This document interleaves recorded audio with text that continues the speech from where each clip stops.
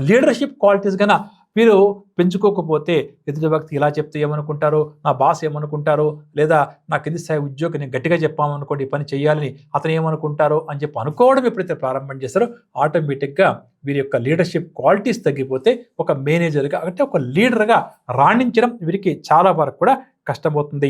అదేవిధంగా లేనిపోని భయాలకు కూడా ఎప్పుడు ఈ కర్కాటక రాశి వారు లోనవుతూ ఉంటారండి. అంటే ఏంటి అందరికీ భయాలుంటాయి. చేస్తున్న వృత్తి, ఉద్యోగం, వ్యాపారం, జీవితం పట్ల మీకు కావచ్చు, నాకు కావచ్చు.